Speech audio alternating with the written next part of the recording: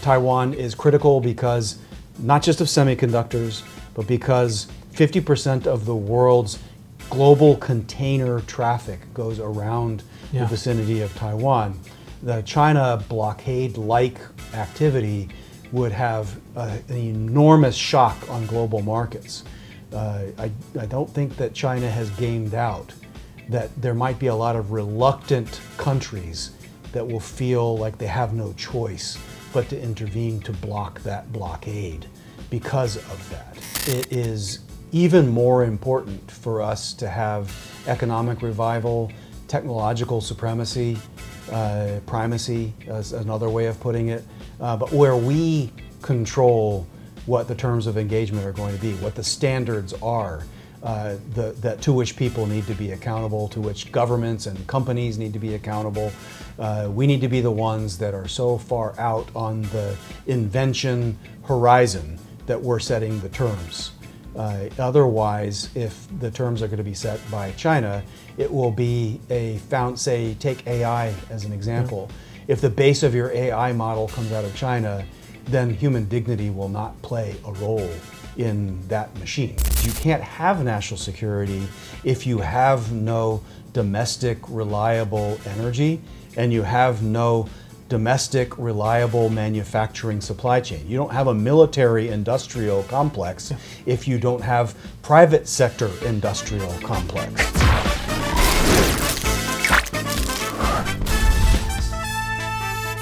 新闻硬邦邦听新闻最爽，我是节目主持人斯坦，欢迎各位收看。我们现在在美国的华府，美国的首都。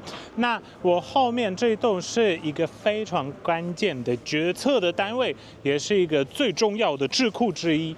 美国的传统基金会，今天我们要采访一个保守派领袖，也是一个对印太地区非常有影响力的专家叶望辉 （Steve Yates）。我们来问他关于最近川普政府对台湾的政策、对中政策，以及未来台湾跟美国之间的关系会如何发展。我们开始吧。Hi everyone and welcome to the Freedom is Not Free and 新闻硬邦邦听新闻最爽 channels. My name is Stan. Today I'm here at Heritage Foundation in Washington, D.C. and I have an honor to talk with Mr. Steve Yates. Steve is a senior American national security expert with extensive experience in U.S. foreign policy, China strategy, and executive branch decision making. He previously served as deputy assistant to the vice president for national security affairs during the George W. Bush administration, where he worked on Asia-Pacific security, U.S.-China relations, and alliance management. Steve Yates is widely known for his clear-eyed analysis of the Chinese Communist Party's strategic behavior, authoritarian influence operations, and the importance of U.S. credibility in the Indo-Pacific. Steve, thank you so much for agreeing to take part in this show. Stan, it's fun to be with you, and it's an honor to be with you. Thank you. Thank you so much. So today we will cover issues of U.S.-China strategy, U.S.-Taiwan policy, and the global Indo-Pacific situation. You have worked on the intersection of national security, executive decision-making, and China policy. How do you assess the current direction the U.S.-China relations are moving into compared to the previous decades? Well, there's been some very, very big changes, and I would say we remain in a period of transition. I don't think we have a defined end state for what our broad contours of strategy are going to be, but I define the transition this way. From Kissinger through the Obama years, we had the period of engagement, integration, and globalism. I think that really it's the behavior of the People's Republic of China that pierced the bubble of globalism first and foremost. That happened in the lead up to the 2016 election, and that's why we ended up on the economic side with disillusionment about the World Trade Organization and the unfairness of the trade relationship with China. But then it spread through the first Trump administration. We had the COVID pandemic break out. That lasted into the Biden administration. That is a clear example of China doing something it shouldn't have done, lying to the world about it, manipulating the global institution that was meant to keep the world healthy to the detriment of millions of people who lost their lives and the billions of people who had trillions of dollars taken out of their economy. And so the idea of globalization, normalizing the behavior of emerging countries like China, the idea of China being integrated and becoming a responsible stakeholder, that was burst by China's own behavior in these institutions. So the first part of the transition is we no longer live in a world where the United Nations, the World Health Organization, and the World Trade Organization and entities like that are going to be defining the rules of the road that we can expect China, Russia, Iran, or other rule breakers to follow or respect. So what else is it going to be? A lot of people in the world were afraid that that means isolationism, protectionism.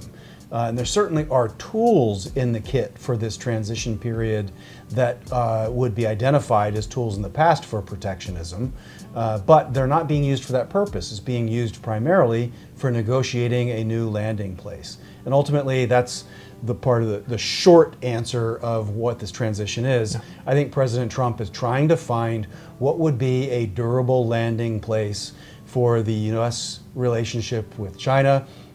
It can't be one where we are overly dependent on a country that's prepared to use leverage decisively against us. It can't be one where our allies are not doing more for themselves and each other so that America can be the 911 to surge in any region of the world because we have global interests. But we need our friends and partners and allies doing more to maintain kind of stability, prosperity, and peace in their own neighborhoods. That is a debate out of Europe, but doesn't end in Europe. We have the Abraham Accords in the Middle East that fit into that. We have a new Western Hemisphere emerging with what's happened in Venezuela and what may yet happen in Cuba. The debate about Greenland, all of that is about a different hemisphere. And in East Asia, we have revitalized alliances with Japan and Korea. We've had discussions about AUKUS with Australia continuing.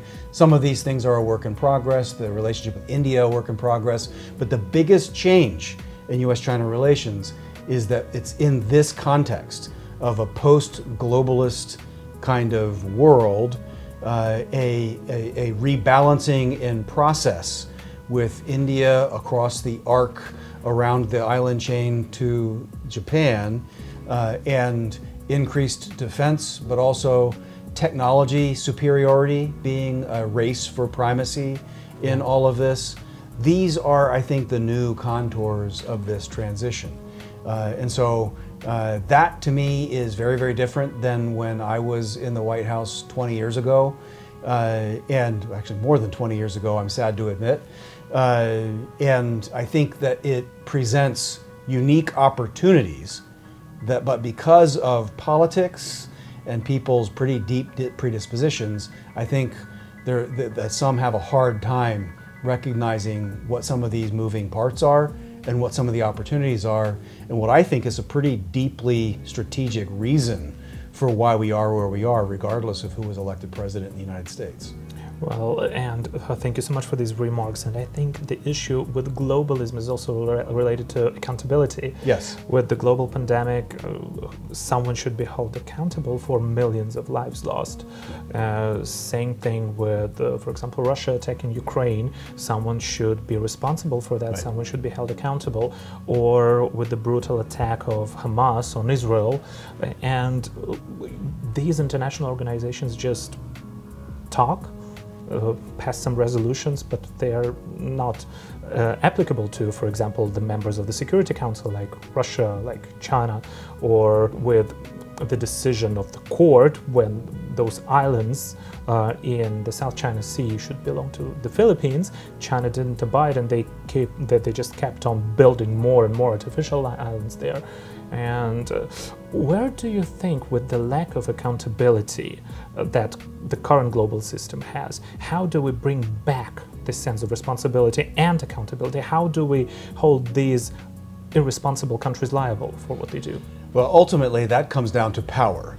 The bet in globalism was that power would be in the international organizations, the rules and norms, the number of countries, major economies agreeing to form this coalition would be powerful enough, and somehow the promise of peace, prosperity would be a convincing incentive to forego some independent nation-state prerogatives under your own sovereignty in order to have the greater benefits of being a part of this broader community.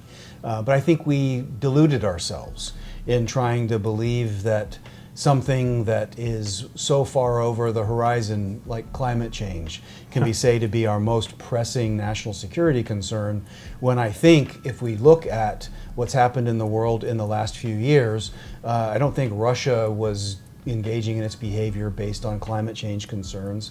The protests in Iran are not breaking out now because of climate concerns. Not to kind of dig too hard on what some might see as a partisan issue, I would say that strategically indulging in those kinds of conversations made our economies less productive and innovative, made us more dependent on China's manufacturing supply chain. The great irony of that readjustment was our national security was not improved, our economic security was not improved, and we ultimately made the world's greatest polluter more wealthy and more vital with greater leverage over us. And so that, I think, is what we had to break free from. That's one of these adjustments. If people want to drive electric vehicles or use solar power, all these things could be perfectly fine. In fact, I think they're going to be a vital part of our futures. But what I think we have been awakened from is that globalism and a global supply chain with one non-status quo country at the heart of it is not a sustainable development strategy. So we have to move supply chains and we have to use power to try to deter those who are non-status quo actors. Ultimately, I think that's what's happening first and foremost with non-military means. I think the president's pledging $1.5 trillion defense budget for the next year. That will have an impact on deterrence. But ultimately, he has used economic leverage in ways that the last several presidents didn't even contemplate. And that's having an effect. So the move in Venezuela, that affects oil markets. Whether the demonstrations in Iran, if it brings about a different form of government that is more willing to deal peaceably with the Abraham Accords countries and more peaceably with the United States, that sort of starts taking more letters out of BRICS. So we end up with options and leverage, and China ends up with fewer options and leverage. And China remains an export-dependent economy and an energy import-dependent country. And so that means that they face a critical vulnerability that this transformation might be addressing in a significant way that globalism, the World Trade Organization, and others really didn't. And it's especially visible in Europe when you see countries like Germany crippling their own economies, having the most sophisticated automobile manufacturing. And right now you see factories being shutting down, manufacturing of transmission, engines. It's all just dying out because Germans decided to buy some Chinese EVs and just get rid of their nuclear energy and buy some cheap gas and oil from Russia.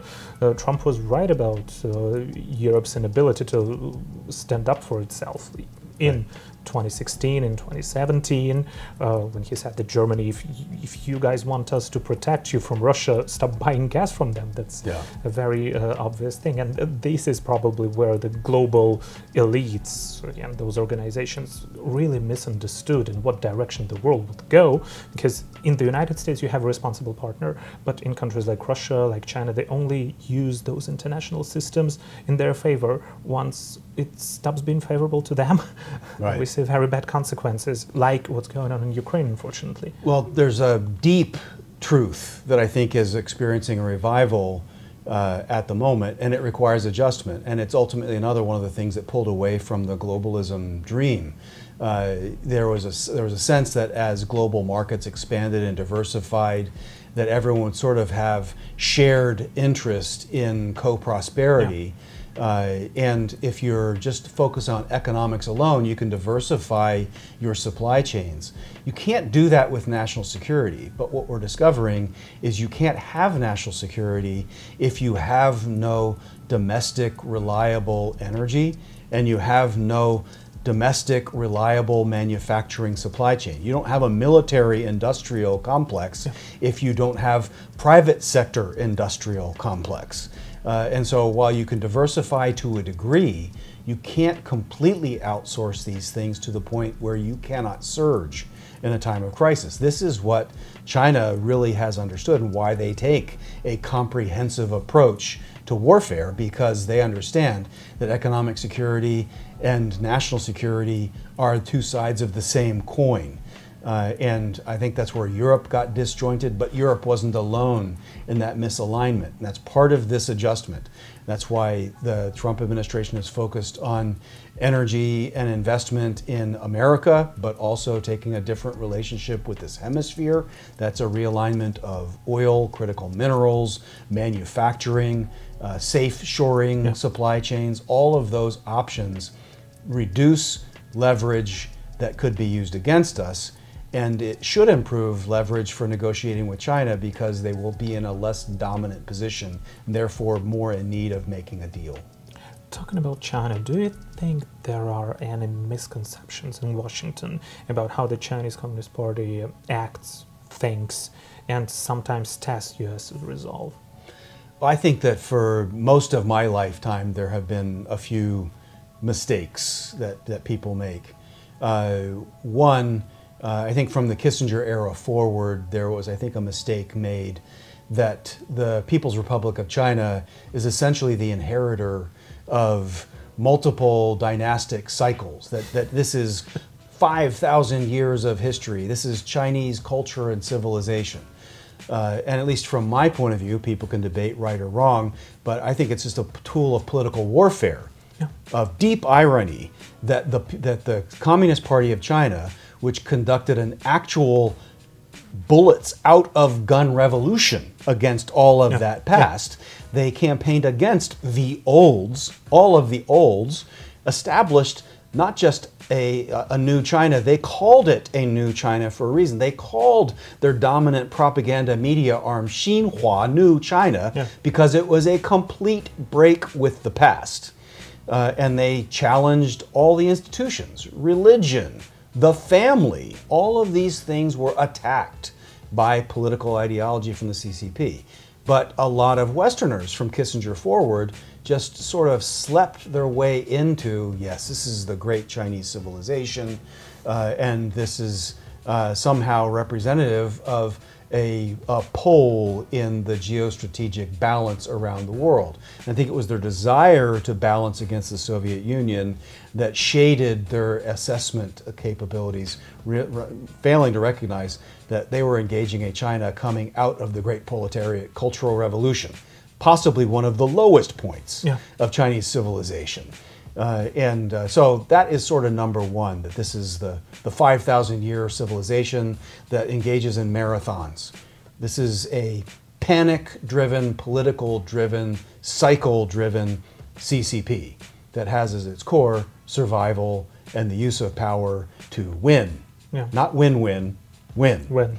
And so that I think is one of the bigger ones. The second part is I think people looked at negotiating with China as some way of getting a bounded terms of engagement, that we would be able to have trade, diplomatic engagement, that we could agree where we agree and disagree where we disagree, but somehow it would be kept within bounds and we would grow our way out of differences and problems. But over the course of multiple decades of engagement, our problems actually are structural and deep. I think we have empowered the parts of the Communist Party of China that don't see us as a friend and an opportunity to have greater power. And so I think that notion is off, that what we really needed to be doing was be better Americans and better allies. And the more we did that, and we had those patterns of interaction, economic and otherwise, then China would want to be a part of it, and they would need to pay the price to be a part of it. But we let them in without having to pay the price, and we shouldn't have been shocked that they didn't reform as a result. yeah, there was no incentive for them to reform, right. And the Communist Party still stayed in power. And right now, there is a need for deterrence. We need to deter China, not only militarily, but also because they are utilizing against us the so-called unrestricted warfare. So it's also political, economic, information warfare as well. And where do you think, in terms of deterrence, the United States has the strongest position and where it's the most vulnerable? Yeah, well, it sounds odd to a lot of people because we've always talked about China and deterrence, meaning the forward deployed capabilities of the US military first and foremost. And we think in terms of classical military conflict. But I think that it is even more important for us to have economic revival, technological supremacy, primacy, as another way of putting it, but where we control what the terms of engagement are going to be, what the standards are, that to which people need to be accountable, to which governments and companies need to be accountable. We need to be the ones that are so far out on the invention horizon that we're setting the terms. Otherwise, if the terms are going to be set by China, it will be say, take AI as an example. If the base of your AI model comes out of China, then human dignity will not play a role in that machine. If you have it based in China, privacy, freedom of speech and expression will not be core values based in that. Truth wouldn't be a core concept. It would be truth defined by the programmer, not truth as a pursuit in and of itself. And so I think that we really had to get back to fundamentals for ourselves and our civilization and our economy. I think that the revival is underway in government, politics, and economy. It's a work in progress, but that, I think, is absolutely vital. Application of technology to military affairs, that helps us race ahead. As we add more resources, it doesn't necessarily mean a whole new flock of aircraft carrier battle groups, but we can apply technology very quickly to a lot of the platforms we have to make them more stealth, make them more lethal, make them be able to do with impunity what they've done in other theaters. And as a reminder to China, we need to talk more bluntly about this and publicly about this. No tiptoeing around Chinese feelings, allegedly. Yeah. But the operation in Venezuela, that was proof that Chinese military technology fails. The operation in Iran to degrade their nuclear facilities is proof that Chinese technology fails.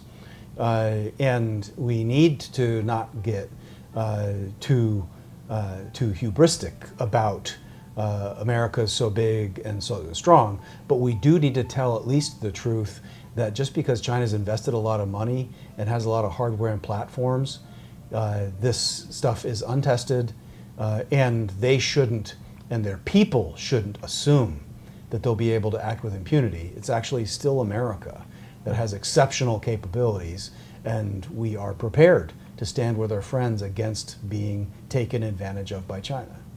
Again, countries like United States, like all the democratic countries, should let them know that there will be consequences. Yeah. I think with the previous administration, what was one of the biggest mistakes of the previous administration was the constant willingness to engage in persuasions, talks, everything. So you see leaders like Putin just thought, okay, there won't be any consequences. One of the biggest mistakes, in my opinion, was when Biden said minor incursion will cause minor consequences. Then I will just do minor incursion to have minor consequences, or that withdrawal from Afghanistan. And this is where I agree with Secretary Hegseth that lethality and ability to reach goals should be brought back to the U.S. military. Yeah. And in terms of current military strategy and the U.S. Indo-Pacific global strategy, what do you think, where is Taiwan's role here? And what role should Taiwan play in terms of the Indo-Pacific thinking of the United States? Well, I think one of the most important things in the way people in power in Washington have talked about this that's changed is that in 2025, the conversation was more about the first island chain. It was not just about the Taiwan Strait. And that is partly because people in the administration were talking that way, and people in the previous administration may have been trying to talk that way too. But it really is a consequence of Xi Jinping and his aggression that provoked this kind of response. Japan has been a vital cornerstone ally for decades. And from the Shinzo Abe reformation coming out of Japan, the strategic thinking of the Arc of Freedom and Prosperity that began talking about the Indo-Pacific region more broadly, that really comes out of Japan. It was an American invention. And so somewhat under the radar, Japan was speaking more clearly about its national interest, that it was going to have the capabilities to intervene in ways to tip the scales on that.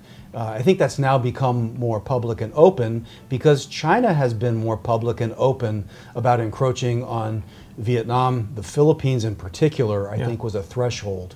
But then the constant warfare, political warfare, strategic warfare against Japan to try to pull everyone back to World War II, seeming to forget that there's an awful lot China's done in just the last few years, not much less going back decades. That is more troubling to the free world than a revival of World War II, which is not in the cards. So I think that there's a significant change in frame. When you start thinking about this as a first island chain, you have more options. You have U.S. treaty allies that are increasing defense and capabilities. They're dealing in gray zone capabilities because they have to have Coast Guard and maritime defense. That's a reality. The air incursions also hit at civil defense. Taiwan is part of this manufacturing supply chain that's vital for technology continuity in our global economy, but also Taiwan's focus on resiliency as a society, I think, has reverberated with its neighbors. And so there's a conversation about resiliency in Taiwan that's doing good things. And there's now a conversation in Japan and other places about civilian resiliency being an additive to deterrence and an additive to national confidence in being able to endure the kind of bullying that they have been facing. I would like to believe if there's rationality in China, they would sense that they've pushed too far and the pendulum swing has gone where they didn't expect it would go. But to date, they haven't changed. So for now, I think that Taiwan is critical because not just of semiconductors, but because 50% of the world's global container traffic goes around the vicinity of Taiwan. The China blockade-like activity would have an enormous shock on global markets. I don't think that China has gamed out that there might be a lot of reluctant countries that will feel like they have no choice but to intervene to block that blockade because of that. And so it's a different conversation in 2026 than anything I've been a part of my entire life. And I think for the Japanese government, they should also be disillusioned with China's friendliness, outward friendliness, especially when they start saying that they won't stop on Taiwan. Recently, like that was on the Chinese Central Television. They had a whole TV program saying that Ryukyus and Okinawa should belong to China, that their status is undetermined, and that the San Francisco Peace Treaty should be considered null and void. And it is interesting how they started with Taiwan, but right now they look outside of Taiwan, and their next target would probably be Japan or South Korea, and they really want to become the hegemon in that area. In terms of dealing with China and building stronger alliance with the United States, Taiwan is being under constant threat. Mm-hmm. What would your suggestions to the Taiwanese people and the Taiwanese government be? How to address those issues? Well, with respect to the Taiwan people and the Taiwan government, I think broadly speaking, they're doing a lot of the right and necessary things. It's just a matter of opportunity, access, capacity, what more money can be generated to go to what more capabilities. And those capabilities are not just military. So I think that the horizon of options that are seen as being necessary and available to Taiwan, Japan, Philippines, the United States, and others is broader. One thing that the Ukraine-Russia conflict has brought out into stark relief is something that a lot of American advisors and planners had tried to shut down for decades, and that's the talk of actually hitting targets inside China as part of how to stop an offensive and shorten a crisis. Now, that isn't necessarily just missiles landing somewhere. That is everything from political operations to cyber operations to all kinds of ways. If China is going to look to divide, conquer, destabilize, spread panic inside Taiwan, the United States, Japan, elsewhere, should we not also have options to do that inside China in a time of crisis? Why do we give them some kind of a safe Maginot line to hide behind when we should be able to go to the other side of that line and try to sow doubt, division, and maybe decapitate some capabilities in a time of crisis? So Taiwan has a lot of those capabilities. People looked at drones as a force multiplier, and I think they definitely are. And the defense capabilities to defeat Chinese drone swarms are going to be really, really important part of that. But Taiwan, Korea, Japan, these are frontline states at the most advanced technologies. A collaboration among what I would call the T7 as opposed to the G7, those that are way ahead on technology and are really vital to research development. China's more manufacturing. It's can do a respectable job of research and development, but really a lot of these others are further ahead. As long as we work together and stay ahead, then those capabilities can really, I think, create options that will be affordable for an island nation like Taiwan. I'm cognizant it's not just the actual island of Taiwan. There are some offshore islands too that a lot of the global community never hears about. But that's relevant to Japan and others too. I would say that it is very debilitating for the world, the United States and Taiwan's neighbors to see these opportunities and upsides if you have an opposition that is actively arguing against Taiwan investing more in its own capabilities. They can say that they have their political reasons. They can try to be critical of a sitting administration. It's certainly fair game in politics for opposition parties to criticize their opposition. However, when you face a fundamental threat to your very existence, at some point you have to draw back the battle lines of partisan politics. You can try your negotiations, but those have been tried for decades and it hasn't slowed the trajectory of the People's Republic of China. It's gotten more capable, more aggressive.